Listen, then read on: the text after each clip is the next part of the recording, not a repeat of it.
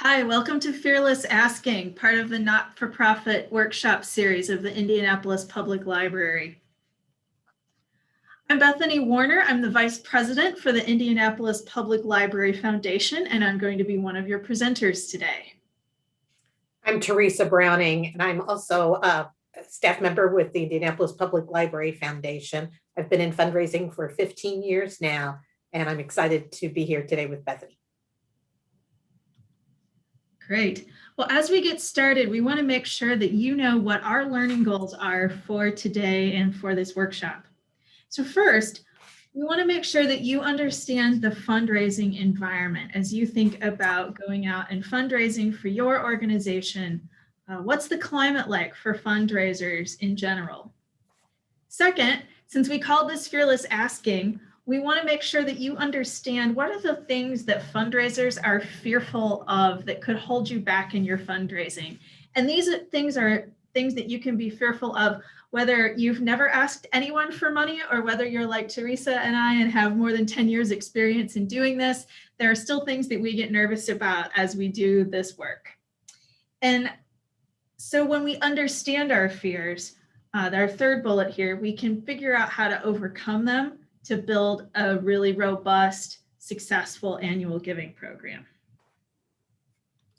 So first, we're going to talk about the fundraising environment. This is data that was released in 2020, in the summer of 2020, about charitable giving in the prior year, so in 2019.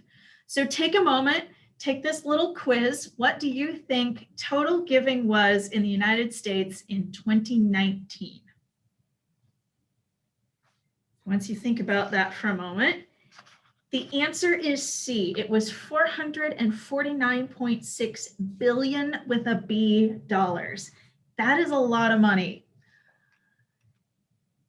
Now, of that $449 billion, where does that come from?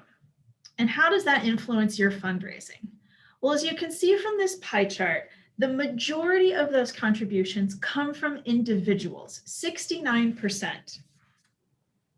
Following that are gifts from foundations at about 17%, corporations are 5%, and bequests are another 10%. If you're unfamiliar with the word bequest, that's a gift that is left after someone dies or passes away. So that is a gift in a will, in an estate plan, those sorts of things. So really, when you think about it, bequests are also from individuals, which means that individual giving makes up almost 80% of all the money given. A corporation can't leave a bequest, that's only for people.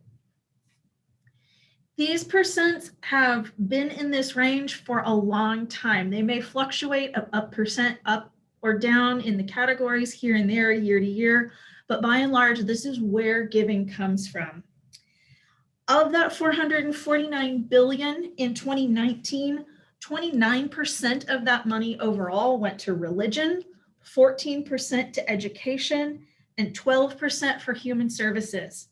So that money in that pot goes to a lot of different sorts of places. I will say that we don't know what the impact of COVID-19 is going to be on this pie chart. We won't start to see that data from Giving USA and the industry until this summer, but all indications are that it's still been fairly strong during the last year, but it will be interesting to see how these numbers change in the next year. Thanks, Bethany. So our program today is about how to build an individual giving program, not grants, not asking for money through corporations. Let's go to the next slide. With Bethany's figures, you saw that she presented to you about the philanthropic environment. 7 out of 10 gifts, or 69%, were from individuals. And these are where the higher dollar gifts come when you're asking people face-to-face for money or peer-to-peer. Now, why would someone want to give every single year to your organization? I think what you're going to see today is you're going to show them the reason they want to give every year is because you're showing them how much their gift matters, what a big difference it's making in the future of the people you're helping to serve. You're helping them solve a community problem, a societal problem that they really care about. You're going to help them see how their gifts change lives. And most importantly, they're going to give every year because you asked. The biggest reason people don't give is because no one asks them. That may be the reason religious institutions are so successful. Those that meet weekly ask every week, right? So when you look at fundraising, remember, you're helping people make connections to solving a problem that they care about. You're helping them connect with other people and causes that they believe in. And this is something Bethany and I learned about at a fundraising profession conference in 2015 from a speaker named David Huffine. Now let's go to the next slide and see how we're going to do that. The fundraising cycle, as you can see here, has 6 steps. We're going to focus on the first 3 in the individual giving program today, just to keep the program very focused on the biggest impact on the fundraising cycle. When we identify, so we're starting at the number 12 on this circular, if you will, if it were a clock, and that's identify. We want to identify who the donors and prospects are, or prospective donors, for your fundraising program. The best practice is to start with those closest to the organization's mission. And that will include your board, your staff, and your volunteers.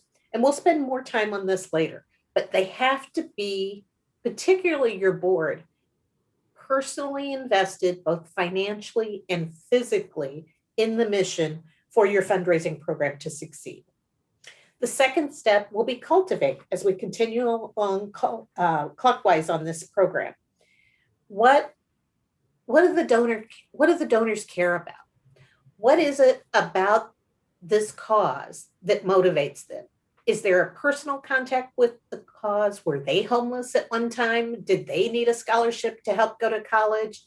Did they need help and perhaps used food services from a food bank at one time? Find out more about your donor. What is it that interests them in this particular cause that you're advocating for? Find out their beliefs. Is it a religious background that motivates them? Or is it from a personal family experience, perhaps? Partner with your donor in solving this program. We just came out of a presentation, in fact, where we learned don't go in with a pre-decided concept of what your donor absolutely has to do. Have some ideas and stay open-minded and flexible about your donor's interests so you can stay open to the ways they want to come into your mission. And remember, partner with them on helping to solve this program. Be excited with them and for them as much as you are for your cause and your mission. The next step is to solicit. Once you've cultivated a relationship with these donors, you want to ask them to consider making a gift and joining with you in solving this problem. Be sure to think about and present to that donor why it's urgent that they give now. How will their gift make a difference in furthering this cause and the solution that you're providing to solving this community problem? Be sure and ask in person. And we're going to have a demonstration for you later with myself as the solicitor and Bethany as the donor, just to give you a glimpse into how this process works out in real time. Next, acknowledge the donor's gift. Thank them in a variety of ways. Thank them immediately after you've asked them and they've said yes. Thank them in writing later. If you have volunteers and board members who can help thank them in writing or through phone calls, that's important to show them that their gift is important to your organization and that they're not just a check and someone you've moved on from, that you really appreciate the investment they've made in your mission. And you can stage those thank yous from various people over several weeks or months. So it continues the relationship forward and reminds the donor of why their gift was so important to you. And the best practice in the profession is really to thank people within 48 hours. And most of us in fundraising do that either by a personal phone call or an email to the donor.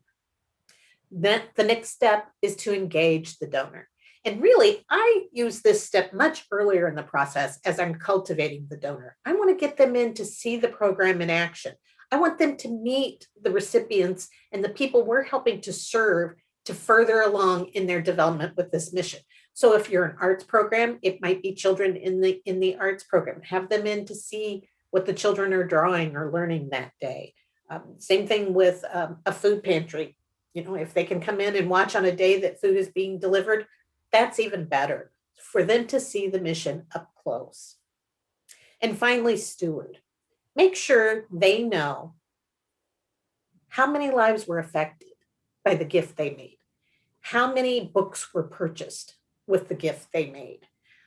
Tell them a story about a person who was more hopeful after their gift. That will make a difference, and that will be the emotional connection to help that donor want to continue to support that mission. And then you can see we've made it around that circle, and we're right back up at the top, and we're going to repeat that cycle with that same donor. What new challenges are available? What's a way we can serve more people if they would increase their giving? What are the systemic problems we're trying to solve in society? Not just giving out food, but maybe solving issues around poverty or inequality. I think we're going to go back to Bethany now and talk about fear. Thanks, Theresa. So if this program is called Fearless Asking, we need to talk for a few minutes about fear. When people are surveyed, do you know what the number one thing is that people say that they're fearful of? It's actually public speaking. It ranks higher than dying. And I don't know, but I think one of those seems a little more avoidable than the other one if you're really that scared of it. But when you think about fundraising, that's also a place, that one doesn't fall on any official lists, but it's certainly a place that gives people some hesitation or some trepidation as they think about asking somebody else for money. So what is it that we're afraid of when we think about fundraising? Do we think we're going to feel awkward? Do we think we're going to say the wrong things? What if the person we're asking says no? What if they're insulted that we're asking them? What if we ask them for too much money or too little money? These are all the kinds of things that people can be afraid of in fundraising.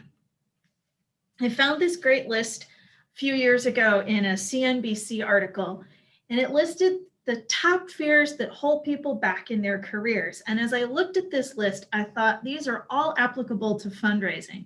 So for the rest of our time together, we're going to unpack these fears: the fear of inadequacy, uncertainty, being judged, rejection, and failure.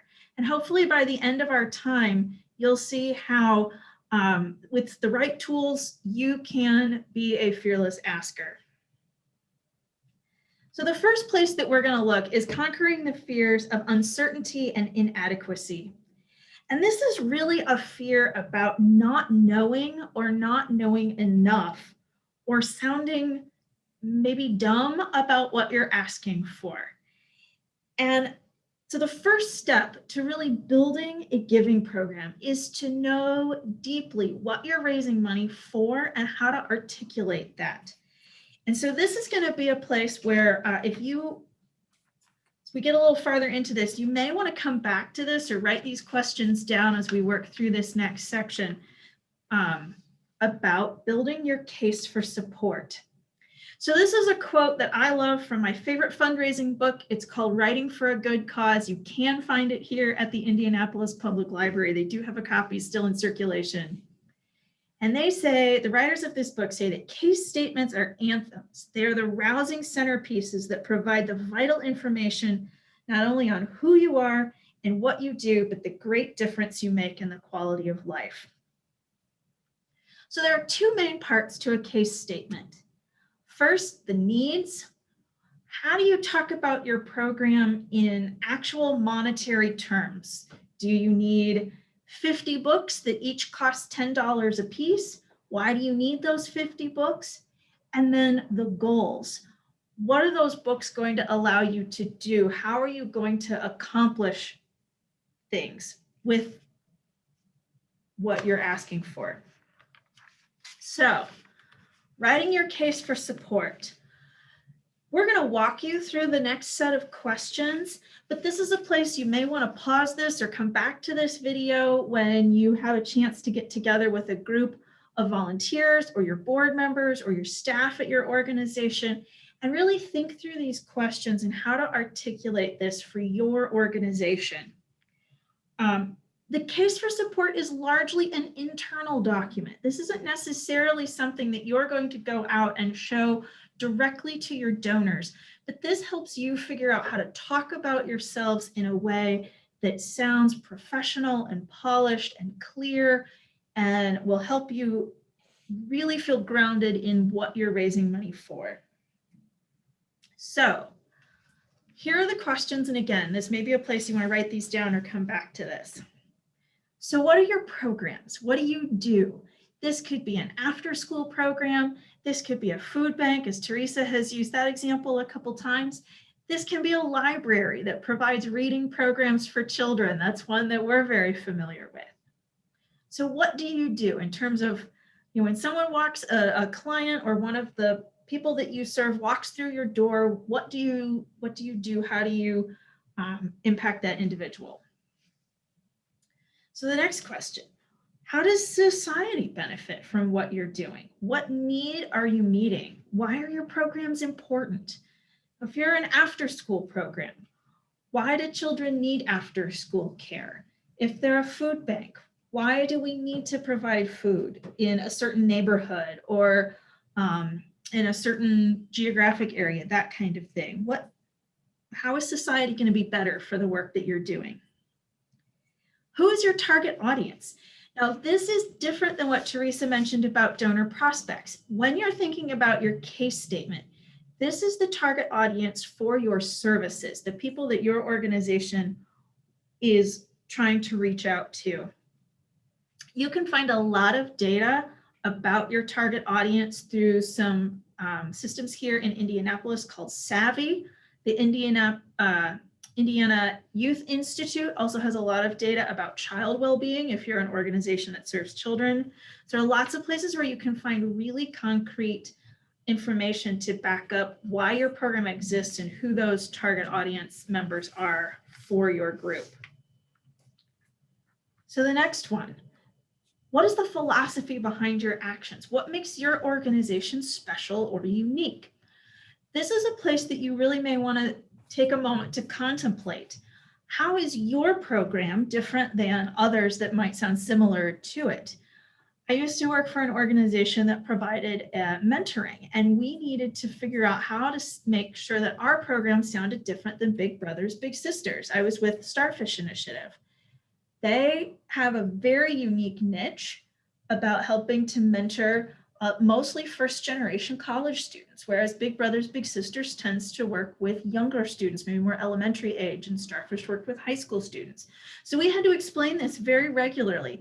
There was in no way disparaging the work of one organization over the other. Both are very needed and very valuable in the community. But what makes your organization stand out? Are you the only program in an area? Are you a food bank that is starting because there is more need than what existing organizations might be able to cover? Those sorts of things. So what potential are you trying to realize? Where do you want to go next? And this is a chance to talk about the history and the accomplishments that have prepared you thus far. How is your organization already successful? Or if you're a new organization, what are the things that maybe you bring personally to this to help carry this mission forward? Why is this something that you're passionate about?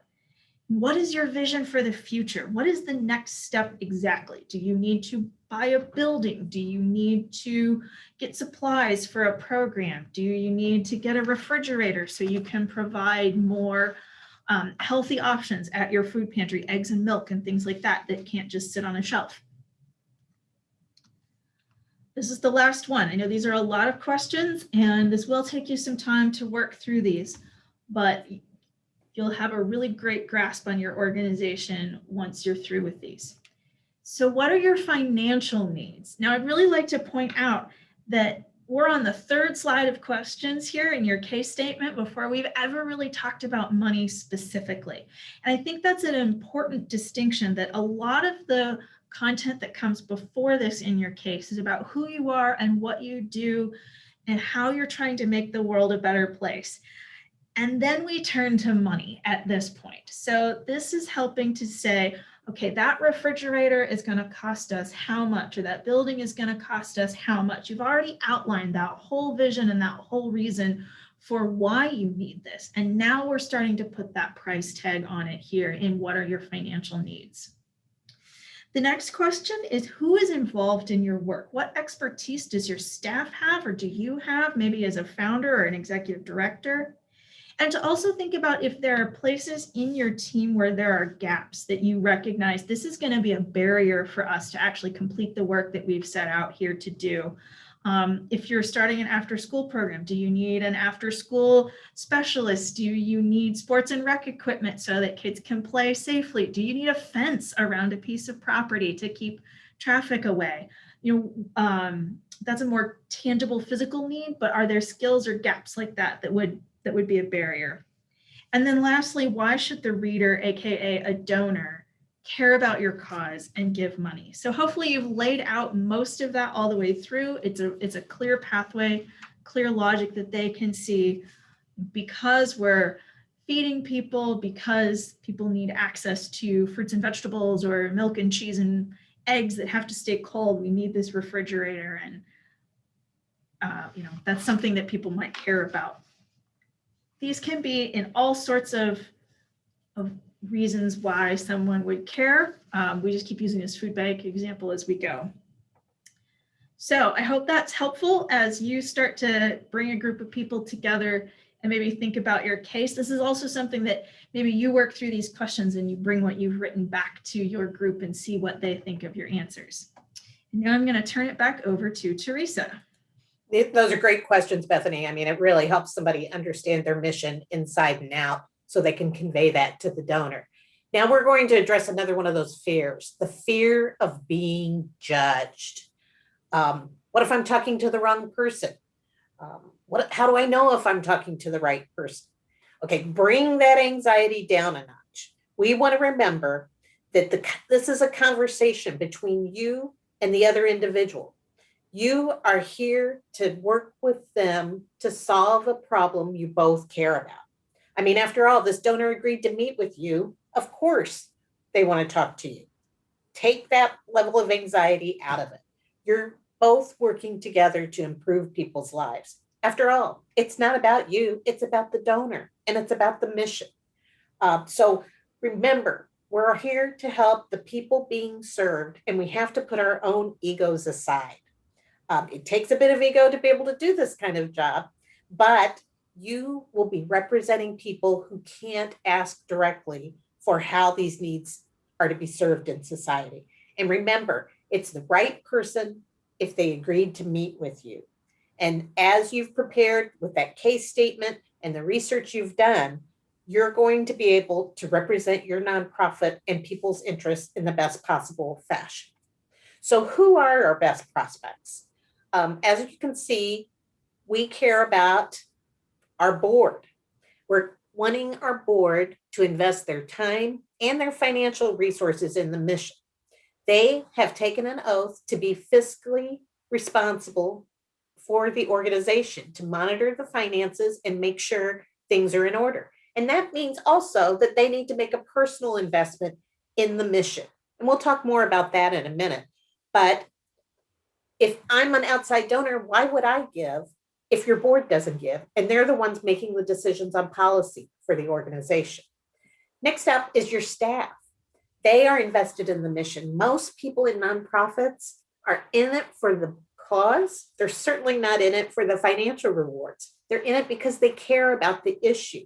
So ask your staff to contribute, because when you look at a donor and you can say that 100% of your board gives and 100% of your staff gives, or maybe 75% of your staff, they're going to see people invested in the mission, people who own that mission. Same goes for the next group, and that's volunteers. Volunteers are there because they want to be. They care so much for that cause, and that's why they're contributing their time. Many, in fact, are willing to contribute their financial resources as well. In fact, volunteers are some of the best donors in most organizations because they, like staff, have seen the mission up close and personal. But let's think about who else, how you might expand your mission beyond these three circles. Who are the circles of influence that each of these segments of your prospects have? Who are their social circles? People they know through their religious institution, people who are in their book club with them or other hobby groups, perhaps their neighbors. If at your nonprofit, it might be your event attendees or even your clients. They are all potential donors as well. Other boards that you sit on may have people who are also interested and care about your mission. They are certainly people you can talk to about it. Supporters of similar cause.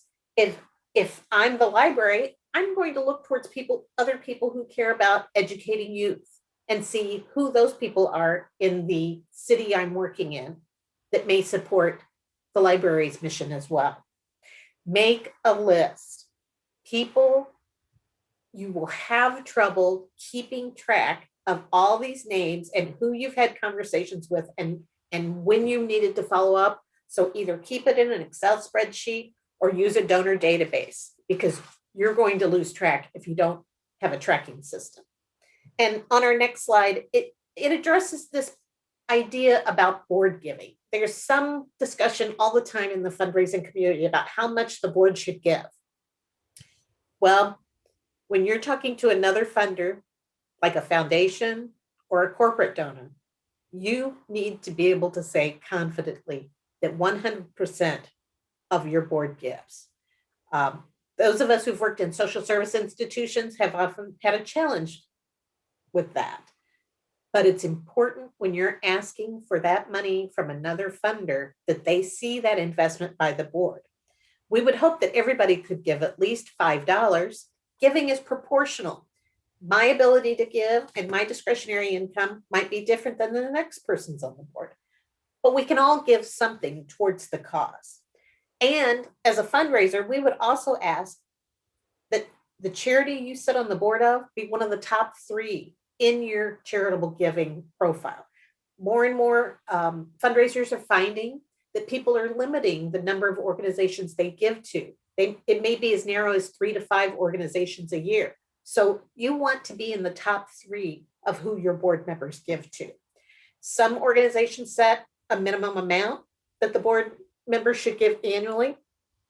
Other organizations ask that each board member give a personally significant gift, acknowledging that giving is proportional based on a person's means. We can go to the next slide now. LAI means linkage, ability, and interest. And our first category of linkage, does the donor have a connection to you? When we were making that list of prospects, we were looking at neighbors, friends, family members, former colleagues, even those with shared interests that you have. Who are the other people that you know in the community or that your board members know? Here's an example I'll use from my own personal experience as serving on my county YMCA board. I have lived here 8 years. I don't feel like I know a lot of people in the community, but when I started to think about it, there are people I go to church with, there are people I'm in a garden club with, there are neighbors around me who are also Y members. So I put all those people on the list of people I could contact about the important work the YMCA is doing in my community. So that's the connection to linkage. The next principle is ability. Does the donor have the capacity to give? And keep in mind, not everyone with capacity is philanthropic, but do they donate to other causes? Do you see them on other annual reports for other organizations in the community? Are they philanthropic and visible about it in that way? One book I would recommend, and I believe it's available at the library as well, is called The Millionaire Next Door. It encourages you to think beyond doctors, lawyers, and such as your potential or prospective donor base, and think about the plumbers and electricians and people in the trades who may very well have the capacity to support your cause and the interest in supporting your cause, but maybe they don't rise to the top of the list because they're not serving on the county council, or they're not a leader of maybe the Rotary Club or to that effect. So think of beyond the typical list of donors that in your community people are often deriving the names of. The next category is interest. Does the donor agree that children's literacy and the digital divide are important community problems to solve? Do they care about the long lines at food pantries? Are they concerned about racial inequality? These are the people you see in the community speaking out on issues related to the ones you're advocating on the problems you're trying to solve in the community. Now, how does your nonprofit solve the problems they're concerned about? I think we're on to our next slide now. Oh, wait, there's a perfect picture. When we think about ability, everybody thinks about Oprah, or everybody thinks about Bill Gates. I mean, they're great examples of very wealthy people who are also philanthropic. But you don't always find that among people of means. Some people give as they're growing their wealth. Some people give after their wealth is grown.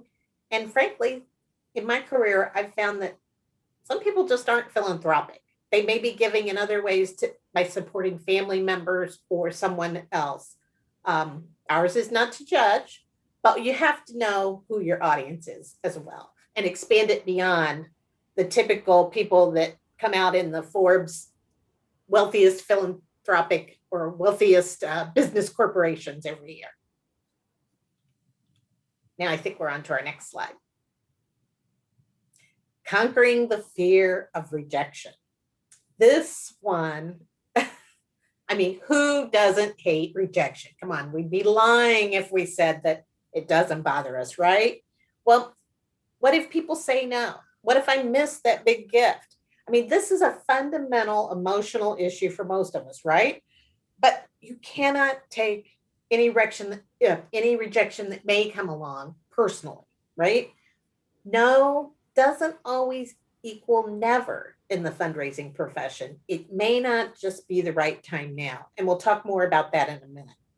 But no can help you understand why the donor is not accepting your proposal at this time. And remember, rejection is an opportunity to learn resilience too. Look at all of the actors, writers, poets, and artists over the years who have faced rejection before they made successful careers.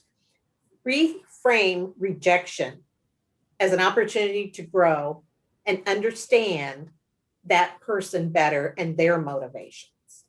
We can go to the next slide now. So, fear of rejection. In the fundraising profession, the IU Lilly School of Philanthropy is a major educator for many in the profession. And what they have shown us is fundraising is asking the right person, asking the right prospect for the right cause in the right way, for the right amount at the right time. So any part of this equation might be a no and lead the donor to reject your offer. Why might some of these be no? Well, think about timing. If you're asking the donor for a significant gift right after she's just paid for her daughter's wedding, the timing might be bad, right? If your prospect that you're asking one member of the couple when decisions are really made jointly or made by the other member of the couple, that might be not the right person or prospect. You might not be asking the right way if you're asking in a letter instead of asking in person. And you might not be the right person. Most fundraising is more successful when it's peer-to-peer. Bethany, I think you have a story on this topic. Sure, I do. This story does come out of the world of more corporate philanthropy, but even though this is about asking individuals, when you really think about it, a lot of these principles that we're talking about also apply to corporations and foundations. There are usually people that manage those relationships, and you need to get to know them and apply much of this same technique when you're dealing with that. It's not their personal checkbook, it's an organization's dollars. So I was working with a corporate donor, and I was trying to get them to upgrade their gift. They were already giving, and I was seeing the other sorts of things that they were involved in, and I thought they might be able to give a little bit more. So I was meeting with my representative from this corporation. He was a young, seemed fairly tech savvy, kind of hip, cool guy. And I presented him a program at the library that was about technology for little kids, because I thought he seemed like the kind of guy who would be into that sort of thing. And I didn't hear back from him, and I followed up a couple times and I wasn't hearing back. And eventually he told me no, that was not a place where they could upgrade. So I thought about it. They still made the gift that they'd been making, so we hadn't lost anything. We hadn't gained any ground. What was it about that was the no? Clearly, I'd asked him for money before, so it wasn't the wrong person asking. They were a donor, so it wasn't the wrong prospect. And then I started thinking about what I asked him money for. And I realized that he was part of a financial organization, and that one of the things that they wanted as a business was to have an opportunity to be in front of some potential clients or some parents to help think about saving for kids. So the next year, when it was time to talk to them about giving again, I brought a different program to them as the upgrade, an opportunity that would put them in front of an audience of younger families that were more in their target market. And the yes was almost immediate. There was not the hesitation. There was not the back and forth of me feeling like I was pestering him to get an answer. It was absolutely, it was great alignment. We found the right cause that would help them get to that yes for an increased gift amount right away. And we'd already figured out that, we had lunch about once a year. That was meeting in person. That was the right way at the right time. It was usually in the fall. We had kind of a rhythm going, and just figuring out that new little piece of this formula helped to get them to a larger gift. Theresa? Great example. I think we're ready for the next slide now, right? Yes. Okay. So practice and preparation are going to be a great tool to conquer your fear of failure. And we're going to show you today a little insight into the fundraising profession when I demonstrate how to solicit Bethany for a gift. And that was always the big mystery out there for many of the volunteers I worked with, that fear of unknown, as well, that Bethany addressed, as well as the fear of failure. So practice and preparation are going to give you so much more confidence, and you're not going to get it wrong. You're going to do it right, because your passion for your project, your cause, your nonprofit will shine through as you connect and form that personal relationship with your donor. We can go on. All right. So one of the hardest things in fundraising is actually saying the words. This was advice that I heard when I was a young fundraiser. I got to run into the person who taught me this a few years ago at a conference, and I told her I was sharing it with other new fundraisers, and she was so excited to hear that. So here's what I want you to do. Repeat after me right now while you're watching. Would you consider making a gift of $50,000? And I want you to take that phrase, would you consider making a gift of $50,000? And I want you to say it to yourself in the mirror while you're brushing your teeth. Say it to your dog or your cat or your goldfish. Say it to your best friend. Say it to your spouse or your partner or whoever is in your life. Just practice getting those words out. That is not something that people say in normal parts of conversation. And the reason that it's important to practice saying it is so that you don't backpedal and you don't shy away from that number. you figured out that this donor is somebody, this prospect is going to be somebody that cares about your cause. You've probably done some research, either just word of mouth or maybe using some resources that are out there on the internet to figure out whether they have the capacity to give you $500 or $500,000, whatever is the right amount for that donor and for your organization. And you've gotten that meeting. And now you actually have to say those words. You have to ask them for a gift. Of considering making that gift, consider joining with you as a philanthropic partner.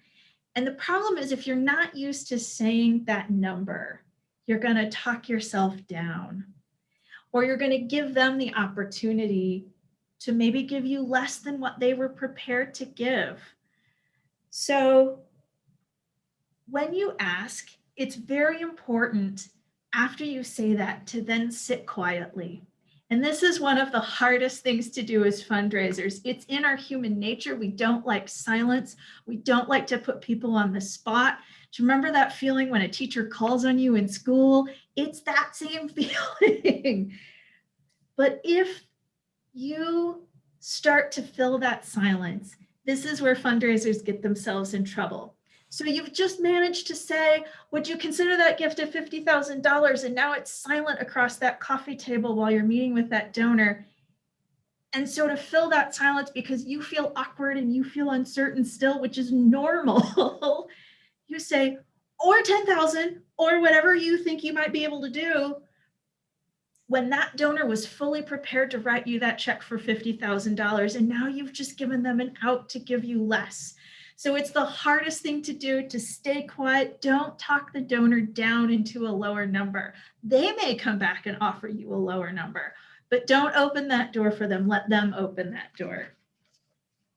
All right, Theresa, some more from you. Yes. So now we're going to show you kind of the agenda when you meet with a donor. This is the process that you will go through with that donor in person. First, you want to build rapport with that donor. You want to get to know them, learn about what their interests are, learn about what's important in society around your cause that matters to them. And you will see some examples of that in a few minutes, but it's communication. It's engaging them and asking them the what and why questions, the how questions that gather more information about what they really care about and what their values are. I hope I didn't mess up my microphone on that one, but how you can help solve this community problem together. Then next, you want to thank the donor. And I usually start out with that, honestly. I thank them for agreeing to meet with me. I mean, time is precious these days, now more than ever. So I always thank them for agreeing to spend this time with me and agreeing to meet with me. Next, you want to set up the need. You want to talk to them about what is the societal problems you're both concerned about, and particularly around your cause. Obviously, you don't want, if you're there to talk about the library, you don't want to bring up issues around food banks, right? So that can be a step towards inequality and a discussion around that. But you really want to talk about the issues around what your shared interest is in this mission and in this problem you're trying to solve. Next, so you've set up that need. Be prepared for some common objections. In your preparation before this meeting, think about that. And you may even want to address those when you're setting up the need. But the next point is cite their interests. Bring the conversation back to things they've told you about themselves or things they've said they cared about in the mission. Show them you were listening. We all learned those active listening skills, so that's an important part of it. Then you make your ask, you make the actual solicitation. You know, Marcy Heim, one of the fundraising consultants Bethany told me about, says 70% of the time in this conversation should be the donor talking, you listening and responding to them. And Marcy Heim has said that you want to set up why you're asking them in particular, why the project is important, that they agree is important, and then ask them to consider the gift. You want to provide the additional information on the topic as the expert from the organization, right? How are their gifts going to help animals or the environment or the arts, that issue you both care about? How that nonprofit will be able to help those people. You want to paint a picture, in other words, with facts, with stories, but don't overwhelm the donor either with too much information. We can go to the next slide now. And then we're going to plan for the yes.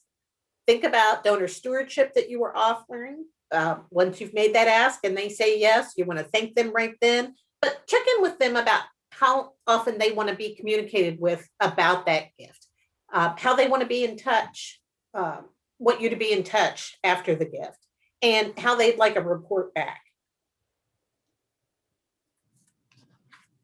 Okay, we're going to go into a solicitation exercise now. And I'm going to be the solicitor, and Bethany's going to be the person asked. But go ahead, Bethany. Yeah, so this is another activity that we would encourage you to do with your board, with your volunteers. If you're really new and you're still in the process of forming your organization, find some friends, find that steering committee that you might be working with that's helping you shape and form what you want to do. Also, make sure you've got that case for support that's written. These are the facts and figures that Theresa was just talking about you being the expert in the organization. That's what you figured out in your case, how to talk as that expert. So we're going to model this as an example, as Theresa said. So when you're doing this, one person, probably you, need to play the role of the fundraiser. And then you need to find somebody else, that board member, that best friend, whomever, to play the role of a prospective donor. So for this example, we just wanted to do a little bit of scene setting here. So I'm coming into this as someone whose friend serves on the Library Foundation board. So I'm acting here a little bit. I've attended a few Library Foundation events, and I've met Theresa in the past, and we've talked some. We've maybe had a couple conversations prior to this point. And one of the things that Theresa has really learned about me is that I love what the library does for children to encourage them to read. So she knows that about me already. We've met a couple times. And at this point, I am going to stop screen sharing so you can watch us in this solicitation. Well, hi, Bethany. Thank you so much for meeting with me today. Hi, Theresa. It's great to see you. Have you picked up any good books lately? What are you reading right now? I just finished a really great mystery book. It was brand new, called Finley Donovan is Killing It. Got it from the library. Funny story of a mom who accidentally gets mistaken as a hit woman, and the comic things that ensue after that. Oh my, that sounds like a good to have. I'm trying to read more humor right now too, so that sounds like a good one. Are mysteries your favorite genre, or do you have a favorite author? You know, I read a lot in a lot of different genres. I probably read predominantly mysteries, but I told a professor once that I would read just about anything. That might have been a mistake to tell that to a professor, but it's still fairly true. Okay. Wow. Well, good. Mysteries. That's interesting. It doesn't bother you that somebody's always getting killed in them. Really not. I'll remember that. So how did your reading habits develop? Have you always been a reader? Oh, absolutely. As long as I can remember. My parents were big at reading to me. I remember that very clearly as a little girl, my mom reading to me before bed each night. Even as I got older and was able to read on my own, that habit continued. So we read a lot of the classics together. I remember the Little House on the Prairie books, the Chronicles of Narnia. Even as I got older, I remember being read The Hobbit and Watership Down. And I think I was probably about 10 or so, but I was read The Lord of the Rings. And so reading was always a part of it. I can't remember not having a library card at some point in my life.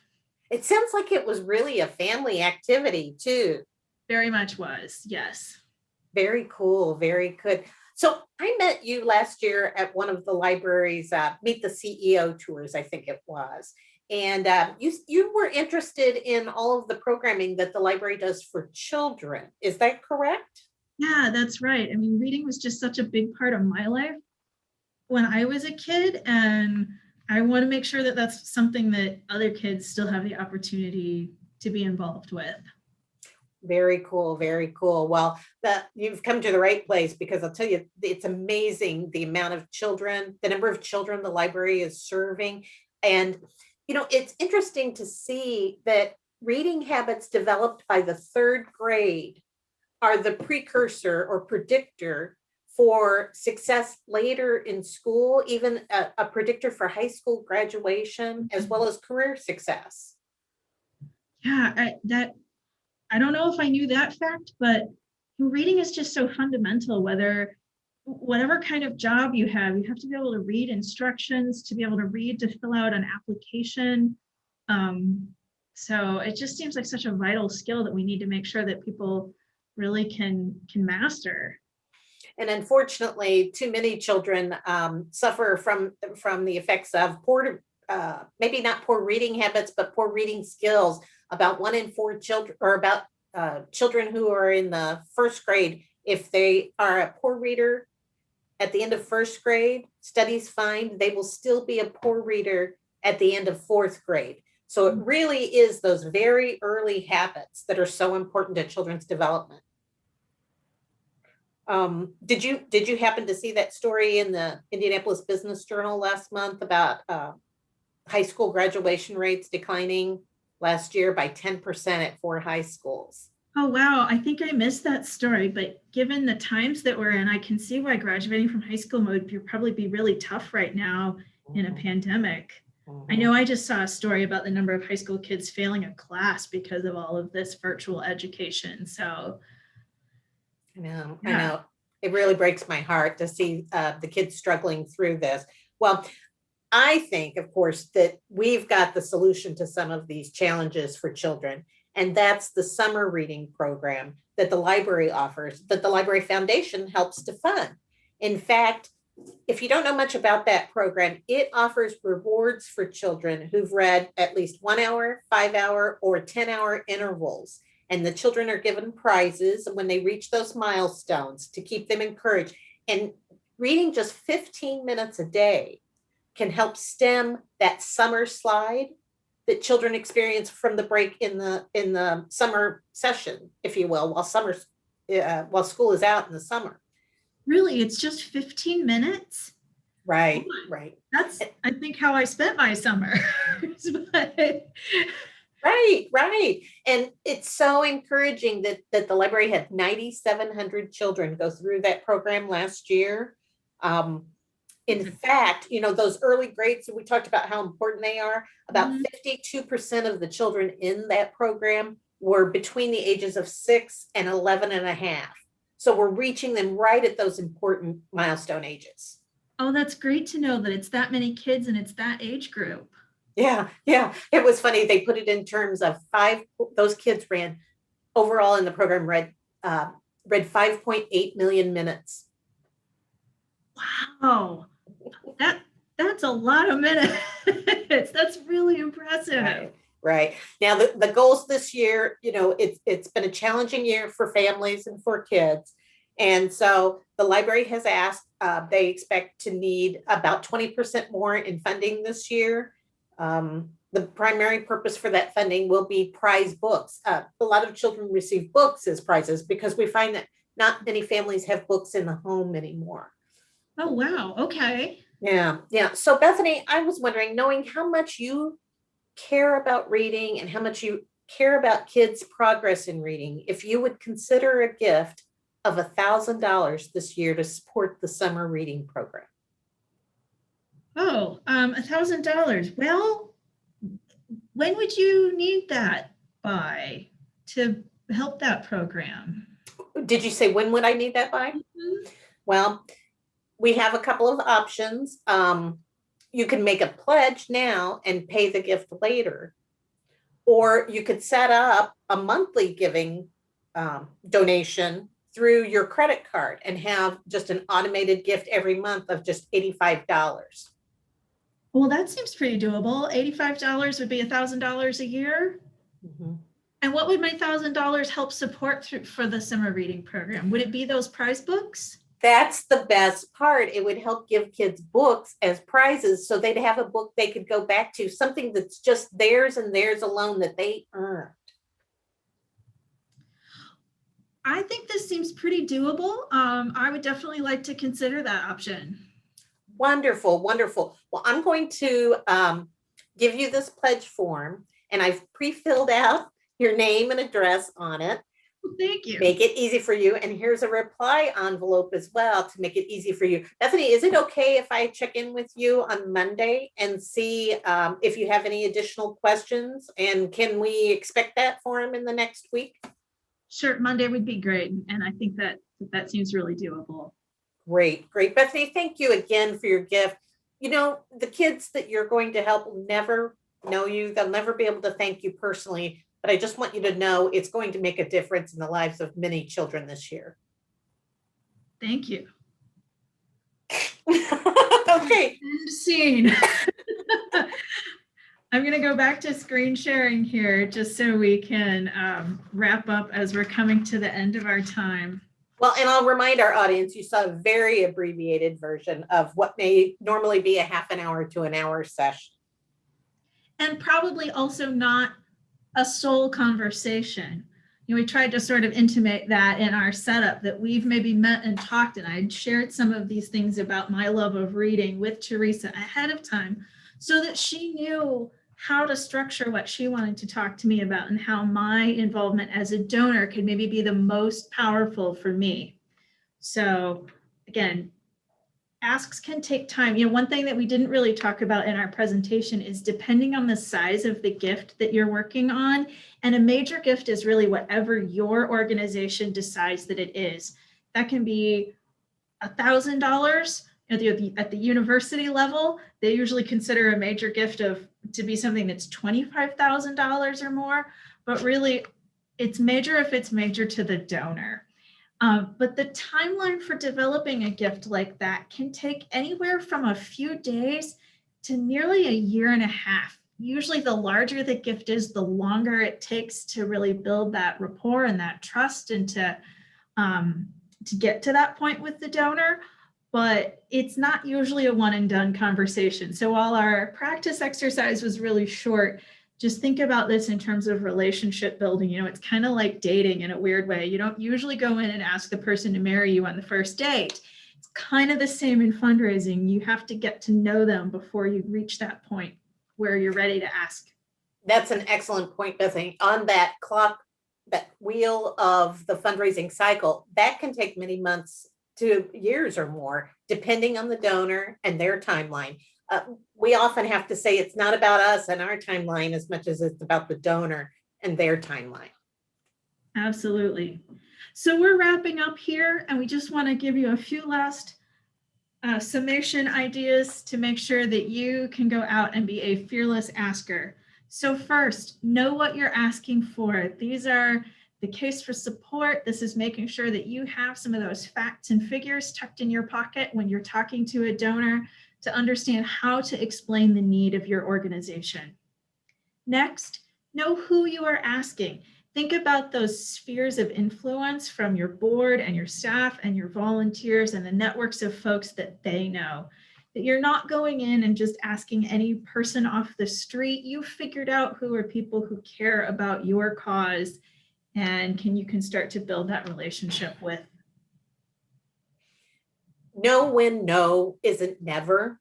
Remember that no is an opportunity to learn more about the donor's interests, the donor's limitations, or the donor's timeline. Understand what it is that's limiting them on saying yes right now. It may not be, it's probably not never, it's just not right now. The other and the last point is know how to ask with confidence and pride in your organization. Let your enthusiasm for the cause and the problem solving shine through. Your donor will find that contagious. They'll want to invest in your mission. But keep all in mind that you want to be focused in your conversation with your donor too. You're there for a business person, a business purpose, and they're a very busy person. So be confident and be prideful in your organization, but make that donor a partner in your mission. We hope that this has been helpful as you think about developing an individual giving program. Thank you so much for joining us on this video today.